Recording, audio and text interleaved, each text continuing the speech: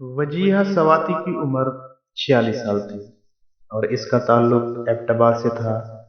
MBA थी। America के सबसे बड़े कार्डियोलॉजिस्ट डॉक्टर बशीर अल मेहदी के साथ शादी हुई और अमेरिका चली गई।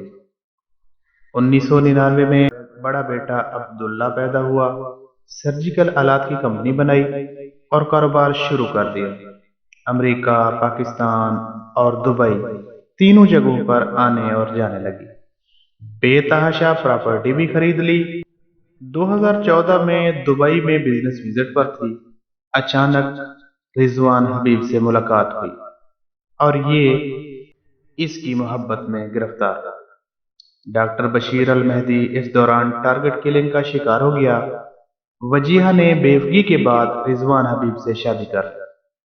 खातून खूबसूरत भी थी, अमीर भी थी, जायदाद की मालिक भी थी और करोड़ों रुपए का कारोबार भी करती थी। जबकि रिजवान हबीब निकम्मा था, प्रॉपर्टी का काम करता था और बीवी से पैसे मंगवा कर खाता था। वजीहा के 3 बेटे थे। ये अमेरिका में मां के साथ रहते थे। 2020 में प्रॉपर्टी की वजह से दोनों के दरमियान इख्तलाफात पैदा हुए और मामला लड़ाई झगड़े तक पहुंच गया। 2021 के शुरू में पाकिस्तान आई, झगड़ा हुआ और ये वापस चली गई। उसने अमेरिका जाकर खामद का नंबर ब्लॉक कर दिया।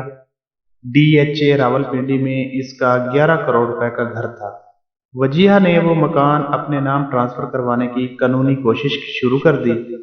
रिजवान हबीब मकान भी नहीं देना चाहता था और उससे रकम भी ऐंठना चाहता था। बहरहाल किस्सा मुख्तसर, रिजवान हबीब ने अपनी बहनों के जरिए वजीहा से राब्ता किया और मकान ट्रांसफर का चक्कर देकर उसे पाकिस्तान बुला लिया। ये 16 अक्टूबर 2021 को इस्लामाबाद आ गई। रिजवान ने इसे एयरपोर्ट से लिया और लेकर घर आ गया। दोनों के दरमियान लड़ाई हुई और रिजवान ने इसे छुरी मारकर और गला दबाकर कत्ल कर दिया। लाश पैक की, डिक्की में डाली, झंड पहुंचा, अपने वालिद को हंगू से बुलाया, लाश उसके हवाले की और घर वापस आ गया। वालिद लाश को खानदानी मुलाजिम सुल्तान के गांव ले गया। दोनों ने सुल्तान की बहन के घर में गड्ढा खोदा, लाश दफन की और गांव वापस चले गए। वजिया का बड़ा बेटा अब्दुल्ला वालदा से राब्ते की कोशिश करता रहा, लेकिन उसे वालदा का फोन मुसलसल बंद मिलता रहा। उसने रिजवान की बहनों से राब्ता किया। उनका जवाब था, तुम्हारी वालदा हमारे पास नहीं आई। वजिया सवाती ने 22 अक्टूबर को अमेरिका वापस पहुंचना था। ये ना पहुंची तो अब्दुल्ला ने अपने वकील के जरिए थाने में गुमशुदगी की रिपोर्ट दर्ज करा दी। पुलिस ने रिजवान को बुलाकर हल्की सी तफ्तीश की और फाइल लपेटकर बैठ गई। अब्दुल्ला ने अदालत से रजू कर लिया। जज ने पुलिस को तलब कर लिया। पुलिस के पास तफ्तीश न करने की कोई ठोस वजह मौजूद नहीं थी। जज ने 30 दिसंबर तक मुजरिम को गिरफ्तार करके तफ्तीश मुकम्मल करने का हुक्म दे दिया। इसी दौरान अमरीकी सफारत खाना भी मुतहरक हो गया। सफारती एहलकार सीपीओ रावलपिंडी साजिद कियानी से मिले। ये इंतहाई समझदार और तजर्बाकार पुलिस अफसर हैं। उन्होंने खुद तफ्तीश शुरू कर दी। रिजवान हबीब को गिरफ्तार कर लिया गया। ये 3 दिन पुलिस की हिरासत में रहा। इसके पास पुलिस के हर सवाल का जवाब था। उस चीज ने उसे मशकूक बना दिया। पुलिस उसके वालिद को पकड़ कर ले आई तो उसने तीसरे दिन अपना जुर्म कबूल कर लिया। रिजवान ने बताया, मेरे वालिद ने मुझे कहा था पाकिस्तान में 50,000 रुपए में किसी को भी कत्ल कराया जा सकता है। तुम ये रकम अदा करो और इससे जान छुड़ा लो। यूं मैंने वजीहा को कत्ल कर दिया। रिजवान की निशानदेही पर लाश बरामद हुई, आला कत्ल भी मिल गया और रिजवान का वालिद और मुलाजिम भी गिरफ्तार हो गए। रिजवान ने इंकशाफ किया, मैं कत्ल के बाद पोलैंड में सियासी पनाह लेना चाहता था। मैंने पासपोर्ट भी बनवा लिया था और पोलैंड जाने का बंदोबस्त भी कर लिया था, लेकिन फरार होने से पहले ही पकड़ा गया। वजीहा सवाती का केस आजकल मीडिया में तवातुर के साथ डिस्कस हो रहा है। पुलिस रोजाना की बुनियाद पर तफ्तीश कर रही है। اور روزانہ کی بنیاد پر چیزیں بھی سامنے آ رہی ہیں۔ اب تک کی تفتیش سے تین چیزیں سامنے آئی ہیں۔ شادی محبت کی تھی، لیکن محبت کا شعلہ سرد پڑ گیا اور میاں بیوی میں ناچاکی تھی۔ خاتون خاوند کے ساتھ نہیں رہنا چاہتی تھی، مگر خاوند ہر صورت اسے اپنے ساتھ رکھنا چاہتا تھا۔ دوسرا، خاوند بیوی کی زمین جائیداد اور رقم ہتھیانا چاہتا تھا۔ یہ ڈی ایچ اے کا گھر بھی اپنے قبضے میں رکھنا چاہتا تھا۔ اور تیسری وجہ، والد نے اسے اکسایا اور یہ نفرت کی رو میں بہتا چلا گیا۔ ملازم سلطان بھی لالچ میں آ گیا اور اس نے لاش کو ٹھکانے لگانے کی ذمہ داری اٹھا لی اور یوں خاتون جان سے چلی گئی۔ ہم اگر سر دست ان وجوہات کو اصل مان لیں تو سوال پیدا ہوتا ہے، خاتون، خاوند اور والد نے اس سارے کھیل سے کیا حاصل کیا؟ خاتون اپنی پراپرٹی بچاتے جان سے چلی گئی، خاوند پراپرٹی کے لالچ میں قتل کے الزام میں گرفتار ہو گیا اور والد بھی بڑھاپے میں لالچ میں شریک جرم بن گیا۔ یہ دونوں اب سزائے موت اور عمر قید بھگتیں گے، اور یہ جس مکان کے لالچ میں اندھے ہو گئے تھے وہ مقدمے بازی کی نظر ہو جائے گا اور پھر اس پر کوئی اور قابض ہو جائے گا۔ چنانچہ پھر کس نے کیا پایا؟ ذلت، خواری، سزائے موت اور عمر قید۔ کس کو کیا ملا؟ یہ لوگ اگر اس کے برعکس ایک دوسرے کے ساتھ بیٹھ جاتے، اپنے تنازع، اپنے ایشوز ایک دوسرے کے ساتھ ڈسکس کرتے، رضوان حبیب کا والد بزرگ کا کردار ادا کرتا، ملازم سلطان قتل کے معاملے میں معاملہ سے انکار کر دیتا، تو یہ تمام لوگ بچ جاتے۔ خاوند پراپرٹی کی سیٹلمنٹ کر کے بیوی کو طلاق دے دیتا، بیوی اگر خاوند کو مکان دے دیتی تو ٹھیک، ورنہ یہ اپنا سامان اٹھاتا اور زندگی کا سفر نئے سرے سے سٹارٹ کر لیتا۔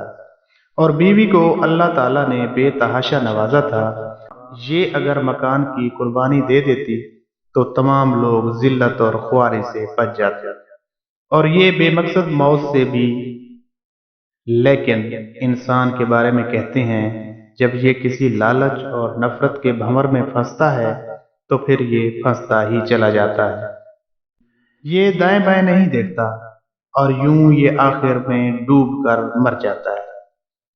میں بار بار یورپ اور امریکہ کی مثالیں دیتا ہوں۔ میرے دوست مجھے یورپ سے مغلوبی کے طعنے بھی دیتے ہیں، لیکن حقیقت یہ ہے، یورپین زندگی کے اصل حقائق سے واقف ہو چکے ہیں۔ لہٰذا یہ ایسے ایشوز پر ایک دوسرے سے لڑتے نہیں ہیں، یہ مل بیٹھ کر مسئلہ حل کر لیتے ہیں۔ بل گیٹس اور ان کی اہلیہ میلنڈا گیٹس کے درمیان 27 سال کی طویل رفاقت کے بعد مئی 2021 میں طلاق ہو گئی۔ یہ تاریخ کی سب سے مہنگی طلاق تھی۔ بل گیٹس کو قانون کے مطابق میلنڈا کو $76 بلین کے اثاثے دینا پڑ گئے۔ پاکستان کے کل مالیاتی ذخائر $24 بلین ہیں۔ بل گیٹس نے ہم سے 3 گنا زیادہ رقم طلاق میں دے دی۔ بل گیٹس بھی اگر چاہتا تو یہ رقم بچا سکتا تھا۔ یہ جاسوس ہائر کر کے بیوی پر الزامات لگا دیتا یا عدالت میں وکلاء کا لشکر کھڑا کر دیتا، لیکن اس نے اس کی بجائے طلاق اور رقم دی اور دونوں نے اپنی چارپائی الگ کر لی۔